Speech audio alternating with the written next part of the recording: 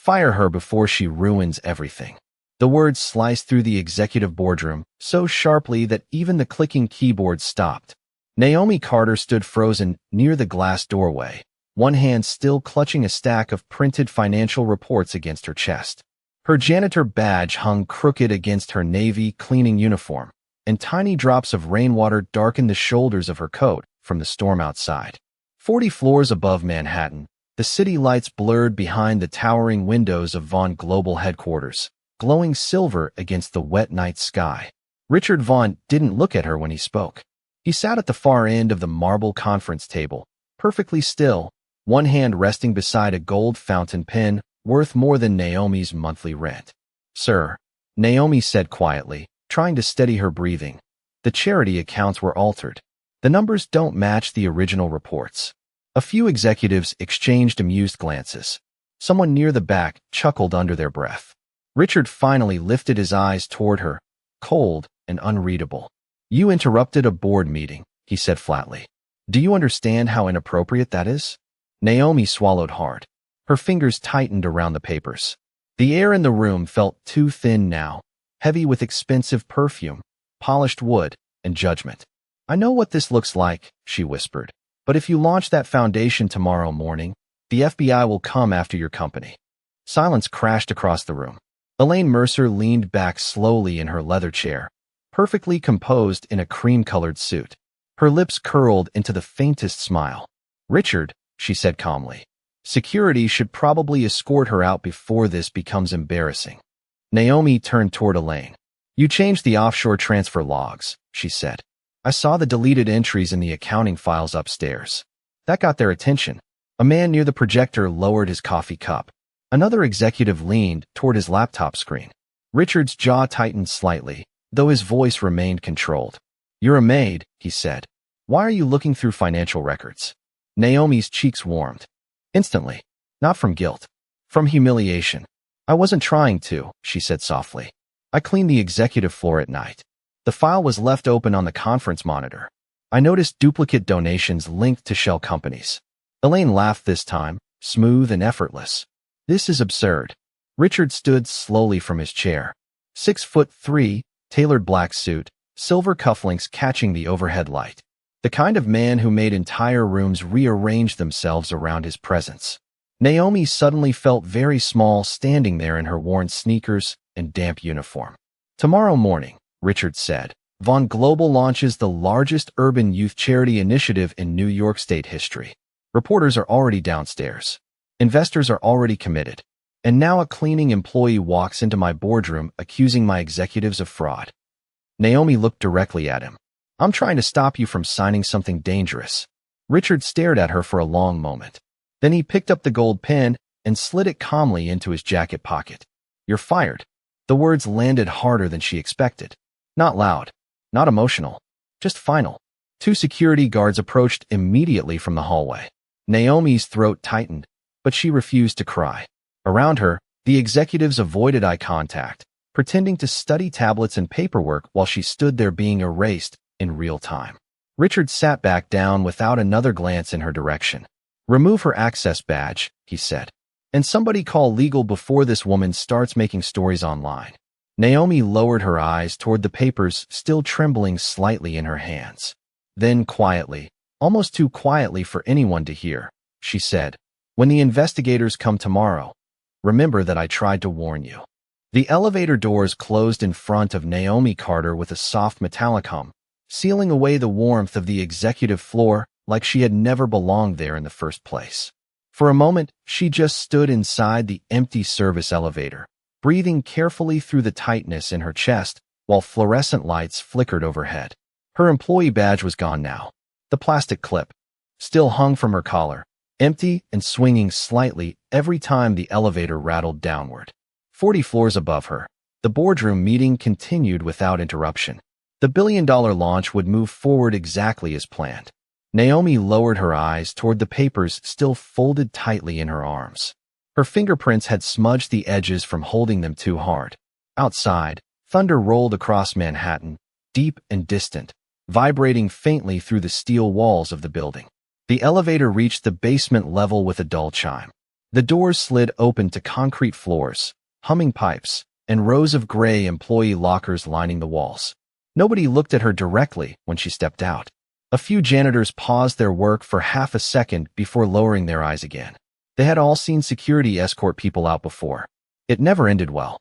Samuel Reed stood near the maintenance desk holding a paper coffee cup in his weathered hands. At 68 years old, the company driver moved slower these days, but his eyes missed nothing. He watched Naomi quietly as she crossed the room, carrying her cardboard box of belongings. "You all right, kid?" he asked softly. Naomi tried to smile, but it barely held together. "I have been better." Samuel glanced toward the elevator she had just exited from. "He fired you?" She nodded once. Samuel sighed under his breath, the kind of tired sigh that came from seeing powerful people repeat the same mistakes for decades. "Richard Vaughn only listens when the world starts burning around him," he murmured. Naomi knelt beside her locker and slowly placed items into the box. A faded blue sweater, a half-empty bottle of pain medication for her younger brother Isaiah, a tiny calculator with worn buttons, a notebook filled with handwritten accounting formulas and budget plans. Samuel noticed the notebook immediately. "You still studying?" Naomi shrugged lightly. "Trying to. You were always too smart for this basement." Naomi closed the locker carefully. "Smart does not pay hospital bills." The words came out flatter than she intended. Upstairs, somewhere beyond layers of polished marble and executive offices, applause suddenly erupted through the building speakers. Naomi looked up instinctively. A pre-recorded announcement echoed faintly through the maintenance hallway. "Tomorrow morning, Vaughn Global proudly unveils the Vaughn Hope Initiative, a historic $80 million investment into underserved communities across America." The irony landed like cold rain against her skin. Naomi lowered her eyes again. Samuel watched her closely. "You really think something is wrong with those numbers?" She hesitated only a second. "I know it is." Samuel leaned against the desk slowly.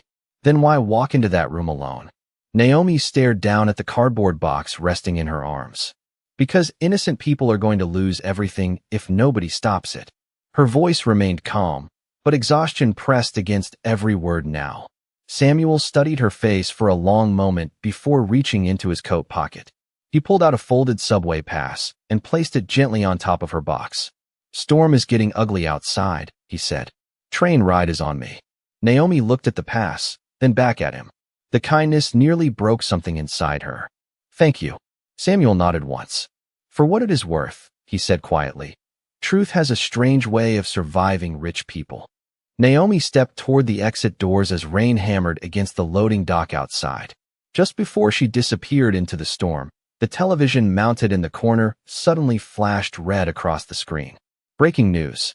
The red banner flashed across the television screen so suddenly that everyone in the maintenance hallway stopped moving. Breaking news.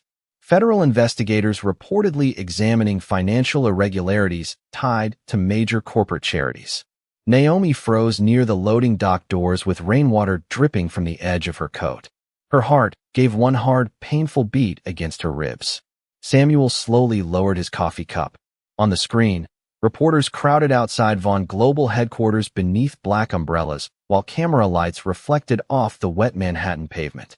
The company logo glowed high above them against the stormy sky like nothing had changed. But something had. Naomi could feel it. Upstairs, 40 floors above the basement, Richard Vaughn stood alone inside his private office, staring at the city skyline through walls of glass.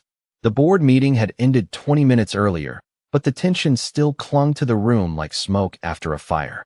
His assistant had already gone home. The office remained silent except for the faint hum of rain against the windows and the low vibration of his phone repeatedly buzzing across the desk. Richard ignored it. He loosened his tie slightly and looked down at the signed launch documents spread across the dark walnut surface. Naomi's words continued replaying in his head with irritating clarity. The charity accounts were altered. He hated that he could still hear her voice. Calm, steady, not emotional. That bothered him more than accusations ever did. Most people panicked around power. She had not. A knock interrupted the silence. Elaine Mercer stepped into the office carrying a tablet in one hand. "Public relations is handling the media chatter," she said smoothly. "Nothing substantial yet." Richard finally looked at her. "Yet." Elaine gave a dismissive wave. Corporate rumors spread every day. Some blogger probably found an accounting discrepancy and decided to play detective. Richard turned back toward the rain-streaked windows. That made mentioned offshore transfers. Elaine's expression tightened almost invisibly. Richard, she cleans conference rooms for a living. That does not answer my question. Elaine walked closer, heels clicking softly against the marble floor. You built this company because you know how to separate useful information from noise. Do not start doubting yourself because a janitor interrupted a meeting. Richard remained silent. Elaine lowered her voice slightly. Tomorrow morning, every major network in America will cover the Von Hope initiative. Investors already committed $80 million. Politicians are attending. If you hesitate now, people will smell weakness. Weakness.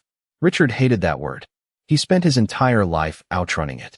Growing up in a cramped apartment in Queens with overdue electric bills and eviction notices taped to the front door had taught him exactly what weakness cost. He had promised himself at 16 years old that nobody would ever look down on him again. And they had not. Not after Von Global became one of the fastest rising investment firms in New York. Not after Forbes magazine called him the youngest self-made billionaire on Wall Street. But now, standing in silence while rain blurred the skyline outside his office, he felt something unfamiliar settle into his chest. Doubt. His phone buzzed again. This time he picked it up. The message came from internal compliance. Urgent. Accounting server backup failure detected. Richard's eyes narrowed instantly. What server failure? He asked sharply. Elaine stepped forward too quickly. Probably nothing. Richard looked up slowly. You seem very eager to say that. For the first time all night, Elaine's smile faded slightly around the edges. Downstairs, Naomi stood under the loading dock awning watching yellow taxi lights smear across the rain-soaked streets while thunder rolled over Manhattan. Her subway pass rested tightly between her fingers. She should have left already. She should have gone home to Isaiah and forgotten everything about Von Global forever. But deep inside, a terrible feeling kept growing stronger. The storm had only just begun. At 11:43 that night, the lights on the 39th floor of Von Global were still burning. Rain streaked across the massive windows in crooked silver lines while Richard Von sat alone at his desk scrolling through backup accounting files with growing irritation. The office no longer felt powerful. It felt cold. Every few seconds another notification appeared on his monitor from legal teams, compliance officers, or nervous investors asking the same question in different words. Is there a problem? Richard rubbed one hand slowly across his jaw. He had spent 15 years building Von Global into something untouchable. Now one terrified cleaning employee and a broken server backup were making cracks appear where there had never been cracks before. On the screen, rows of transaction numbers glowed pale blue against the darkness of the office. Donation transfers, shell accounts, foreign, routing numbers. At first glance, everything looked clean. Perfect, even. Too perfect. Richard narrowed his eyes. That was when he saw it. A duplicate authorization code buried deep inside a sequence of charity transfers linked to the Von Hope initiative. The same code appeared 3 separate times under different dates. Impossible. His posture straightened instantly. He opened another file. Then another. The silence in the office thickened around him as realization slowly crept into his chest like ice water. Naomi had been right. A soft knock interrupted the room. Sir. Richard looked up sharply as his head of internal compliance stepped nervously into the office holding a tablet. We found additional discrepancies tied to offshore accounts in Luxembourg and Cyprus. Richard stood immediately. How much? The man hesitated. Possibly $40 million redirected over the last 18 months. Richard felt his stomach tighten hard. 40 million. He turned back toward the glowing city skyline outside the windows. Down below, New York traffic crawled through rain-covered streets like rivers of red and white light. Somewhere in that city, Naomi Carter was probably sitting in a tiny apartment wondering how she would pay rent after losing her job. And she had tried to stop this. Richard exhaled slowly through his nose. Who approved the transfers? The compliance officer swallowed visibly. Most signatures route through Elaine Mercer's division. Silence. Heavy and dangerous. Richard's expression hardened immediately. Get me every archive communication tied to the Hope Initiative. Every email. Every transfer approval. Everything. Yes, sir. The man hurried out. Richard remained standing beside his desk for a long moment, staring at the rain while Naomi's final words replayed in his head again. Remember that I tried to warn you. Not angry, not threatening, just disappointed. Somehow that hurt worse. His office suddenly felt too quiet, too empty. He thought about the look on her face when security removed her badge. The humiliation in her eyes she tried so hard to hide. He had seen that same look before years ago on his mother's face when landlords talked down to her like she was invisible because she cleaned hotel rooms for a living. Richard closed his eyes briefly. Memory hit him harder than expected. His mother coming home exhausted with cracked hands smelling faintly of bleach and soap. Men in expensive suits walking past her without ever learning her name. And tonight he had become exactly like them. His phone buzzed violently against the desk. Elaine Mercer. Richard stared at the screen for 3 full seconds before answering. Richard, Elaine said quickly, her voice tighter now. We need to control this before the media gets worse. How long have you known? Silence. Tiny. Barely there. But enough. Richard's eyes darkened instantly. Elaine, it is not what you think, she replied carefully. Richard looked down at the financial reports spread across his desk. Naomi's fingerprints still faintly visible along the edges of the papers under the office light. He suddenly realized something that made his chest feel strangely hollow. The only honest person in the entire building tonight had been the woman he fired first. By 2 o'clock in the morning, the storm over Manhattan had turned the city into a blur of water and reflected light. Police cruisers and black SUVs lined the street outside Von Global, while reporters crowded beneath umbrellas, shouting questions every time the building doors opened. Inside the executive floor, nobody smiled anymore. The confidence that usually filled the glass tower had vanished completely, replaced by whispers, hurried footsteps, and the constant vibration of incoming phone calls. Richard Vaughn walked through the hallway with his suit jacket hanging open for the first time in years. Employees lowered their eyes when he passed. Some pretended to study tablets. Others abruptly ended conversations. Fear traveled fast in buildings like this, especially when billion-dollar companies started shaking from the inside. Richard pushed open the conference room doors and found Elaine Mercer standing beside the long marble table with 2 attorneys and a public relations consultant. The giant presentation screen behind them still displayed the Von Hope Initiative logo in bright gold lettering, but now it looked almost mocking. Elaine crossed her arms carefully. Before you say anything irrational, she began, we need to think strategically. Richard stopped walking. Strategically? His voice remained calm, which somehow made the room even colder. Elaine held his stare. If federal investigators become involved, panic will destroy investor confidence overnight. We contain this quietly, restructure the accounts, and move forward. Richard looked at her for several long seconds. $40 million disappeared. Elaine's jaw tightened. The money was redirected temporarily. One of the attorneys shifted uncomfortably. Richard noticed. Temporarily? Elaine stepped closer, lowering her voice. You think those investors care about inner-city schools? They care about headlines. They care about feeling moral while making profits. Everybody wins if the machine keeps moving. Richard stared at her like he no longer recognized the woman standing in front of him. For 8 years, Elaine Mercer had been his most trusted executive. Efficient, precise, ruthless when necessary. He once believed those qualities made her valuable. Tonight, they made her terrifying. You used a charity foundation as a laundering network, Richard said quietly. Elaine exhaled sharply. Do not pretend you built Von Global by being naive. Silence swallowed the room. Rain rattled softly against the towering windows while the attorneys carefully avoided eye contact. Richard suddenly thought about Naomi again. Her soaked coat. Her trembling hands holding those papers. The humiliation on her face when nobody listened. She had walked into this room completely alone against people with wealth, lawyers, and power behind them. And she still told the truth. Richard slowly removed his watch and placed it on the conference table. The metallic sound echoed through the room. Legal will cooperate fully with investigators, he said. Elaine's expression changed instantly. Richard, you are suspended effective immediately. One of the attorneys inhaled sharply. Elaine laughed once in disbelief, though the sound carried no confidence now. You are going to destroy your own company because of a maid. Richard looked directly at her. No, his voice lowered. I almost destroyed it because I refused to listen to one. Down in Queens, Naomi sat beside her younger brother Isaiah's hospital bed while fluorescent lights hummed softly overhead. The room smelled faintly of antiseptic and stale coffee. Isaiah slept quietly beneath thin white blankets while rain tapped gently against the dark window beside him. Naomi had not told him about losing her job yet. She could not. Not tonight. She sat with her hands folded tightly in her lap, staring at the floor while exhaustion pressed heavily against her shoulders. Her phone buzzed suddenly against the plastic chair beside her. Unknown number. Naomi hesitated before answering. Miss Carter.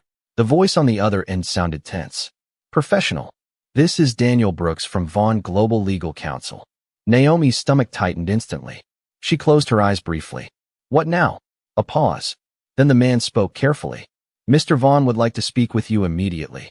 Naomi slowly looked toward the rain-covered hospital window while thunder rolled faintly across the sleeping city. After everything that happened tonight, there was only one question left in her mind. Why now? The hospital cafeteria was nearly empty by dawn. Soft yellow lights reflected against polished floors while exhausted nurses moved quietly between vending machines and coffee stations like shadows at the end of a long night. Naomi Carter sat alone near the corner window with a paper cup of untouched coffee cooling between her hands. Outside, rain still drifted lightly across Queens, turning the parking lot into a sheet of blurred silver reflections. She had not slept. Every few minutes, she glanced toward the elevator leading back to Isaiah's floor. Her younger brother was stable for now, but the doctors still wanted more tests, more medication, more bills she could barely think about without feeling her chest tighten. Footsteps echoed softly across the cafeteria. Slow. Careful. Naomi looked up instinctively. Richard Vaughn stood near the entrance wearing the same black suit from the night before, though now it looked wrinkled and exhausted beneath the fluorescent lights. His tie was gone. Dark circles shadowed his eyes. For the first time since she met him, he did not look powerful. He looked tired. Human. Several people in the cafeteria recognized him immediately from television and business magazines, but Richard seemed completely unaware of the attention. His eyes stayed fixed on Naomi as he walked toward her table carrying a thick brown envelope in one hand. Naomi straightened slightly in her chair. I already told your lawyer everything I know, she said quietly before he could speak. Richard stopped beside the table. For a moment, neither of them moved. The silence between them felt strangely fragile now, stripped of boardrooms and executive titles and security guards. Just two exhausted people sitting beneath dim hospital lights while the city slowly woke outside. Richard carefully placed the envelope on the table. That is not why I came. Naomi looked down at it, but did not touch it. Then why are you here? Richard glanced toward the rain-streaked window before answering. Because you were right. The words landed softly, but Naomi still felt them. Richard lowered himself slowly into the chair across from her. Federal investigators froze multiple company accounts 3 hours ago, he said. Elaine confessed to most of it after legal pressure started building. Naomi remained quiet. Richard rubbed one hand tiredly across his face. You tried to stop it before any of this happened. And instead of listening, I humiliated you in front of an entire room. Naomi stared at the steam fading from her coffee cup. I am not the first person your world ignored. Richard lowered his eyes briefly. The truth in that sentence hit harder than any accusation could have. Around them, coffee machines hummed softly while morning news played silently on a mounted television overhead. Vaughn Global stock prices crawled across the bottom of the screen in red numbers. Richard noticed Naomi glance toward the television. The company will survive, he said quietly. But some people should not stay in power after what they allowed to happen. Naomi finally looked directly at him. Including you. Richard did not answer immediately. That silence told her enough. For the first time since becoming chief executive officer, Richard Vaughn looked like a man questioning the entire structure he built his life around. He looked down at the envelope again. There is compensation inside, he said. Enough to cover Isaiah's treatment, your lost wages, and more. Naomi's expression tightened instantly. I did not tell the truth for money. I know.